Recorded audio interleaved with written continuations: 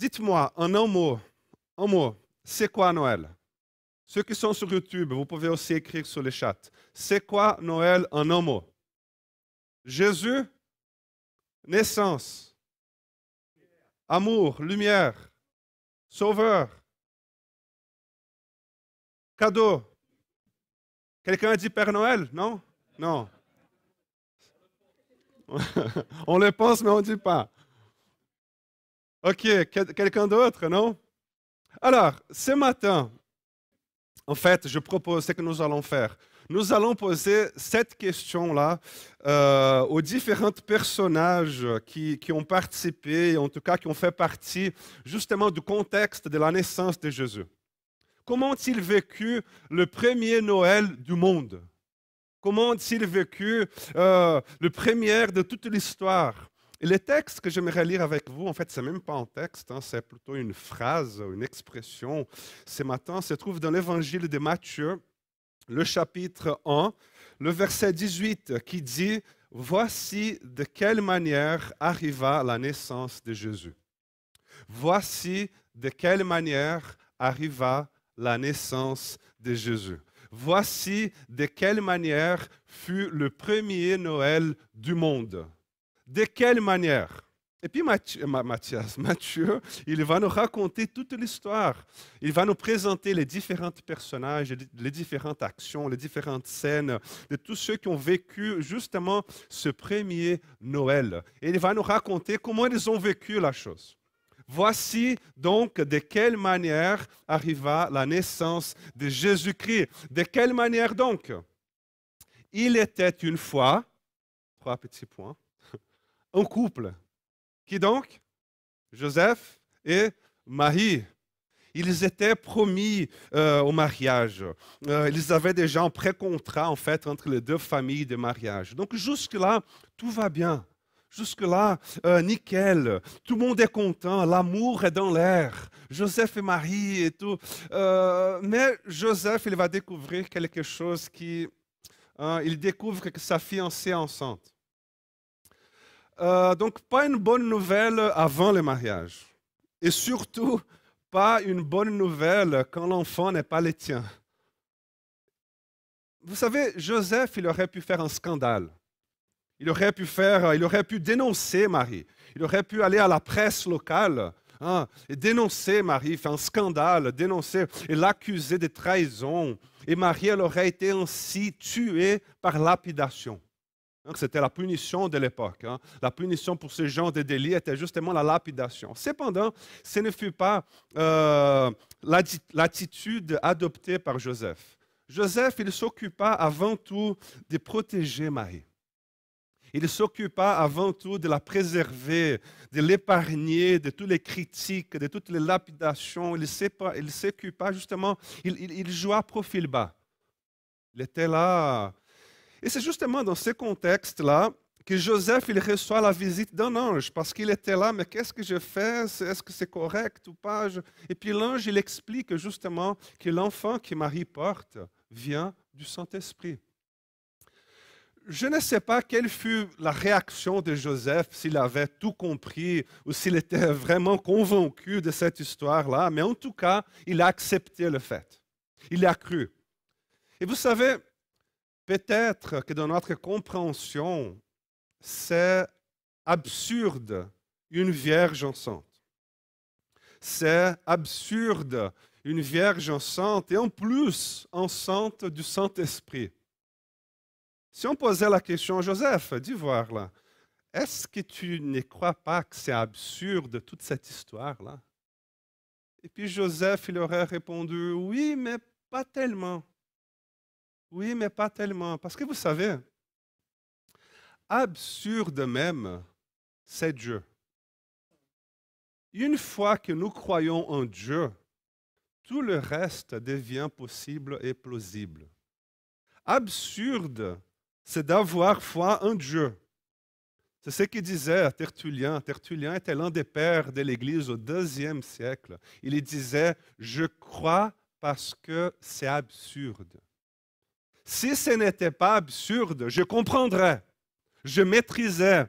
Alors c'est justement parce que je ne maîtrise pas, c'est justement parce que je ne comprends pas que je crois.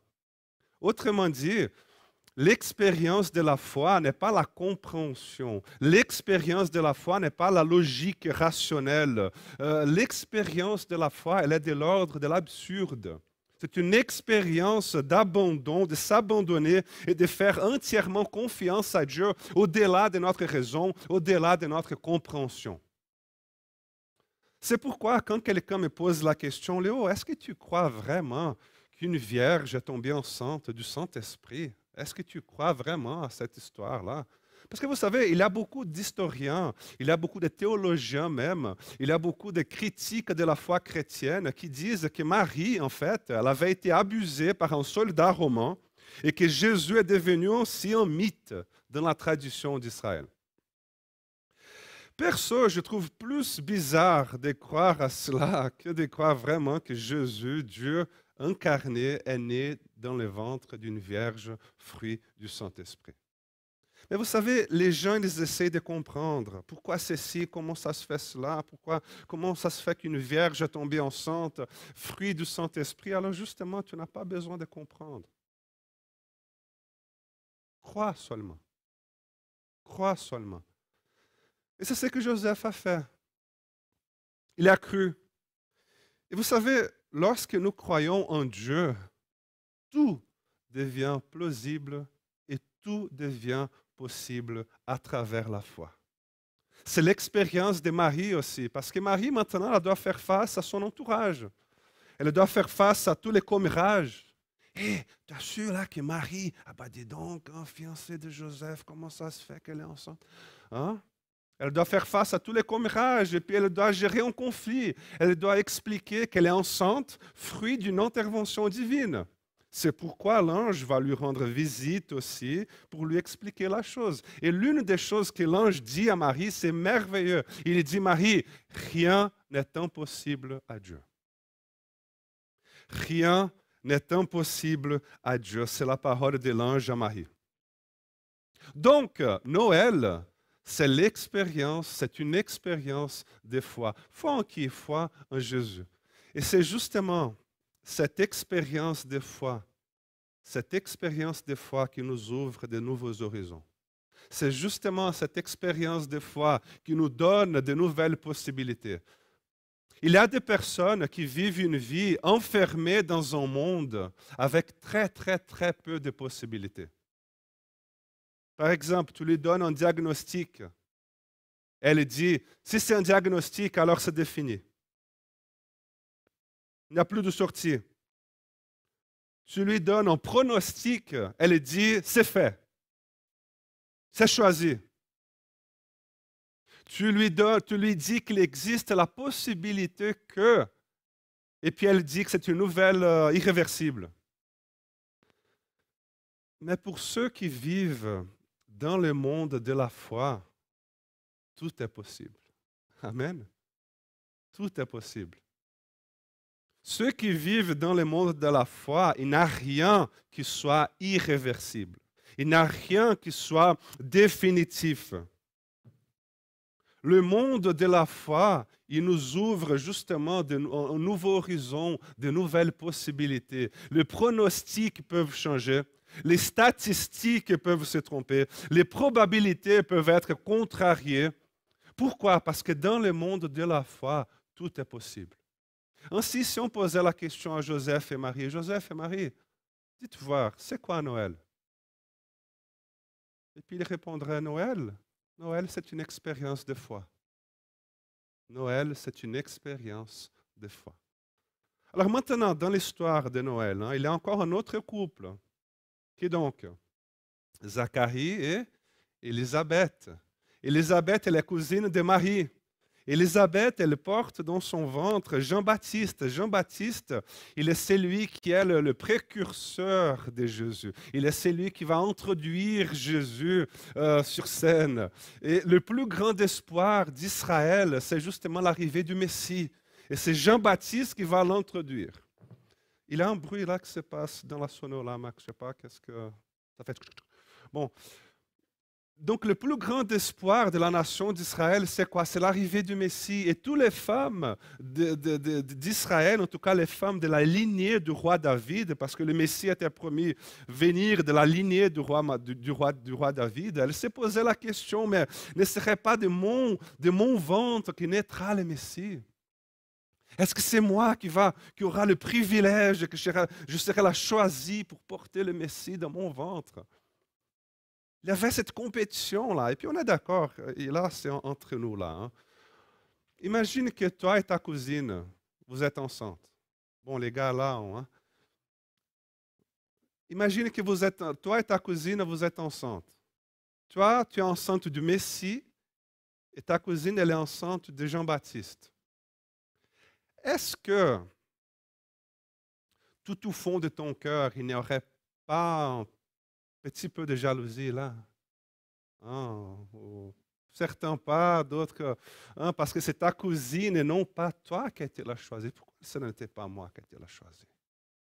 Hein, ou c'est elle qui aura le rôle de protagoniste dans l'histoire. Bon, le protagoniste, c'est Jésus, on est d'accord, mais c'est elle qui aura le rôle de protagoniste, tandis que toi, tu auras un rôle secondaire.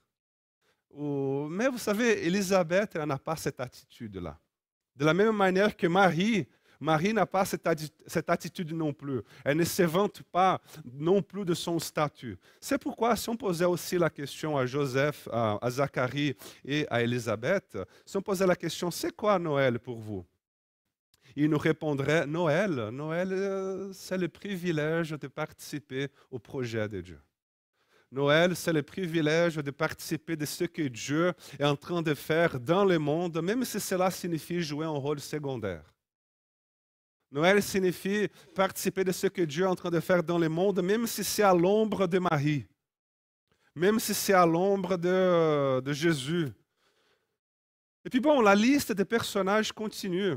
Hein, tu connais peut-être les 3 rois mages, tu connais peut-être le berger, le cœur des anges, peut-être que tu as déjà entendu parler du roi Hérode.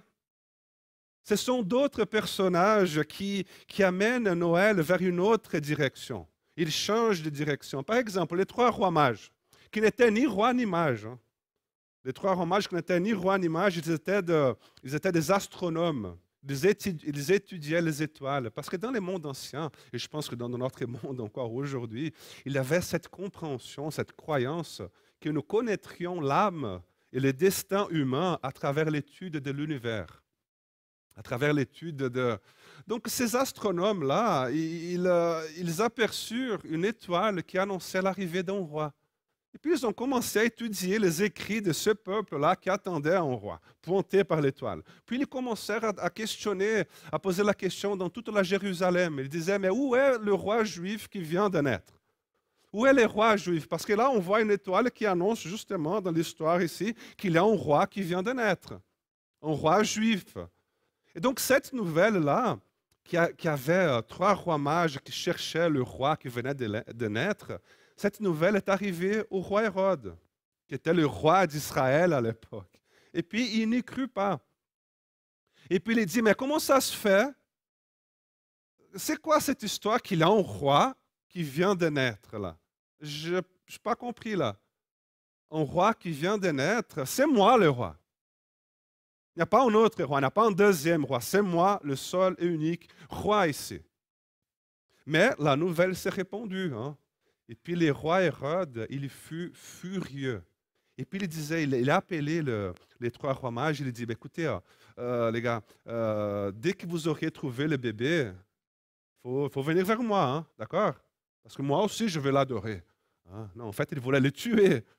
Et puis le soir, quand les rois mages ils sont partis chercher le bébé, ils ont eu un rêve. Et dans ces rêves, ils étaient avertis de ne pas retourner vers Hérode. Pourquoi? Parce qu'Hérode, le roi Hérode, voulait tuer le bébé Jésus. Alors les mages, ils trouvèrent le bébé Jésus, ils l'adoraient, puis ils prirent un autre chemin pour éviter Hérode. Et puis Hérode, il devint tellement furieux qu'il ordonna la mort de tous les bébés de moins de 2 ans dans tout Israël. Tous les bébés de moins de 2 ans ont été tués par Hérode. Alors, si on posait la question à Hérode, Hérode, c'est quoi Noël pour toi? C'est quoi Noël? Et puis Hérode, je pense qu'il répondrait, Noël, Noël, c'est une menace envers mon royaume. C'est quoi Hérode? C'est quoi Hérode? C'est quoi Noël, Hérode? Noël, c'est une menace envers mon trône. Je suis roi. J'ai un royaume. Et ma couronne, je ne la donne à personne d'autre. Je suis roi et je ne vais pas me soumettre à qui que ce soit. Et vous savez, il y a beaucoup de personnes qui ne célèbrent pas la naissance de Jésus, qui ne célèbrent pas Noël en tant que naissance de Jésus, non pas parce qu'ils ne savent pas qui est Jésus, mais peut-être justement parce qu'ils savent exactement qui est Jésus. Et Jésus est qui? Jésus est roi. Et devant les rois, qu'est-ce qu'on fait? Nous élevons nos couronnes, nous la déposons à ses pieds. Nous quittons notre trône et nous disons, Jésus, prends ta place. Jésus, prends ta place. Jésus, tout est à toi, y compris moi-même ici à tes pieds. Donc Noël, c'est la reconnaissance de l'autorité de Jésus. Parce qu'il y a beaucoup de personnes qui ne veulent pas lâcher prise de leur royaume, ne veulent pas lâcher prise du royaume du moi. Ils ne veulent pas se courber devant l'autorité de Jésus. Et ils sont prêts à tout faire pour se maintenir au pouvoir et pour se maintenir assis sur leur trône, avec leur couronne, même si cela signifie tuer des innocents. Mais Jésus est roi. Jésus est roi. Alors c'est quoi Noël? Noël, c'est l'adoration au roi des rois. Voici de quelle manière arriva la naissance de Jésus. Il y a Marie, il y a Joseph, il y a Zacharie, Élisabeth, il y a Hérode, il y a les 3 rois mages. Qui d'autre encore? Les bergers. Il y a les bergers. Les bergers qui passaient la nuit à garder dans les champs pour y garder leurs troupeaux. Et puis je trouve merveilleux cette scène. Il y a un ange qui apparaît, et puis tout à coup, une foule d'anges de l'armée céleste se joint à l'ange. Et puis il adresse des louanges à Dieu. Et il dit quoi? Gloire à Dieu au plus haut des cieux ou dans les lieux très hauts, et paix sur la terre et bienveillance aux hommes. J'ai toujours compris ce texte-là comme ces 2 choses qui marchent ensemble. Dans le sens où le nom de Dieu est glorifié dans les cieux lorsque nous célébrons la paix sur la terre.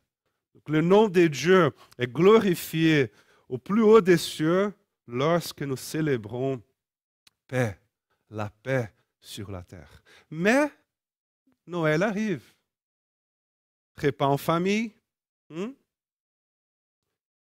Et papa décide d'amener sa nouvelle femme que tu détestes. Noël arrive, repas en famille. Il y a la belle-maman qui est là aussi. Tu la vois 2 fois par an. Une fois à Noël et l'autre pour son anniversaire. Mais chaque fois, il y a une dispute. Il y a Noël qui arrive, repas en famille. Et puis, ta fille arrive avec son nouveau copain. Chaque Noël, c'est un nouveau. Non, papa, Enzo était celui de l'année passée. C'est lui, c'est un autre. Et chaque fois, il y a des discussions qui se terminent mal. Ah non, maman, je ne crois pas qu'il va venir, maman. Non, non, sérieux, là, est-ce que tu vas vraiment l'inviter? Maman, non. Donc, il y a beaucoup de gens là qui ont célébré les décisions du Conseil fédéral qui limitaient le nombre de personnes par maison. Maintenant, cette année, vous avez une excuse pour ne pas inviter tel et tel. Mais, les amis, gloire à Dieu dans les lieux très hauts. Et quoi donc? paix, paix sur la terre. Si on posait la question aux bergers, les bergers, c'est quoi Noël? Ils répondraient, Noël, c'est réconciliation. Noël, Léo, Noël, c'est pardon. Noël, c'est paix. Noël, c'est fraternité, communion à table.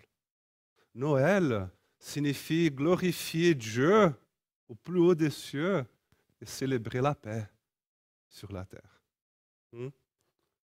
Et puis l'histoire continue. Bon, Jésus il a été présenté au temple. Jésus, il y avait Simeon, il y avait aussi la prophétesse Anne. On pourrait continuer la liste là. Mais j'aimerais terminer en vous parlant d'un dernier personnage. Vous avez une idée? L'âne. Le Père Noël. Non. Ah là là, ils ont peur tout de suite. Ah, comment ça se fait là, que tu dis ça à l'église? C'est juste une petite blague, quoi. Non, j'aimerais vous parler évidemment de Jésus, quoi. Et si on posait la question à l'enfant Jésus, en tout cas au bébé Jésus, bébé Jésus, c'est quoi Noël? J'imagine qu'il nous donnerait un tas de réponses, en fait. Mais pour cette occasion-là, ce matin, je pense qu'il nous répondrait Noël.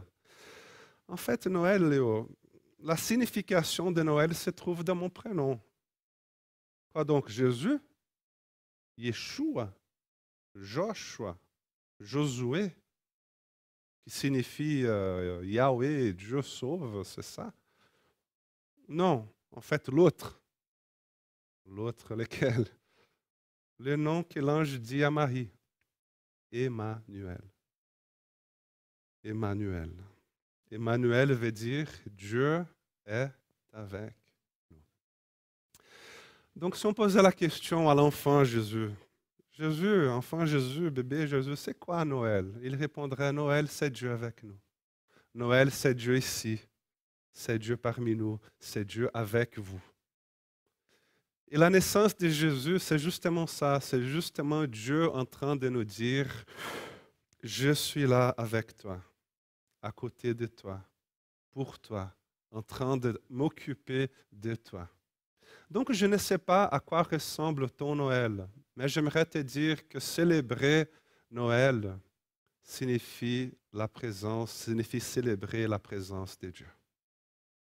Célébrer le Dieu qui s'occupe de nous et qui vient vers nous et qui est ici avec nous ce matin. Amen. Donc, si Dieu est vraiment ici aujourd'hui avec nous, alors qu'aimerais-tu lui dire ce matin? Quelle est ta prière en fait ce matin? Fais un face-à-face avec Dieu.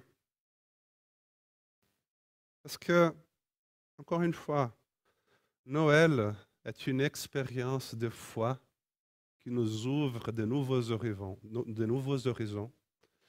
Et ma prière pour toi pendant cette semaine de Noël, ma prière, c'est que tu expérimentes les possibilités de Dieu dans ta vie sans te décourager.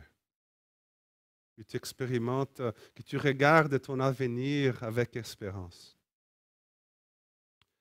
Et Noël signifie aussi participer de ce que Dieu est en train de faire dans le monde. Et ma prière pour ton Noël, c'est justement que ta vie soit ainsi un instrument de Dieu pour ce monde qui est tellement immergé dans les ténèbres, dans la peur, dans l'anxiété, dans la tristesse. Et Noël est aussi la reconnaissance de l'autorité de Jésus et l'adorer en tant que roi des rois. Et ma prière pour ton Noël, c'est que tu puisses ainsi descendre de ton trône, enlever ta couronne et laisser la place à Jésus. Laisse Jésus régner dans ta vie. Laisse Jésus régner dans ta maison. Laisse-le mettre les choses en ordre dans ta vie. Parce que Noël signifie glorifier Dieu et célébrer la paix sur la terre. Alors que la paix de Jésus soit à ta table. Et qu'en plus d'un très bon repas, qu'il ait aussi du pardon, qu'il ait aussi de la réconciliation, qu'il ait aussi de l'amour.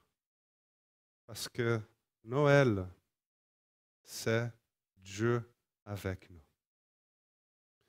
Et ainsi, je prie que cette présence divine puisse faire toute la différence dans ta vie. Et que quand vous serez en famille et que quelqu'un vous posera la question, mais que fait-on-nous aujourd'hui?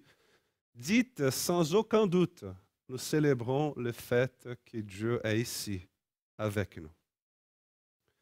Voici donc de quelle manière arriva la naissance de Jésus. Et voici donc de quelle manière je vous souhaite, et dans quel esprit je vous souhaite aussi à tous un joyeux Noël. Soyez bénis dans cette saison. Soyez bénis. Et que la paix de Dieu soit avec vous. Amen. Frères et sœurs, j'aimerais vous demander de vous lever. J'aimerais prier pour vous, de vous bénir.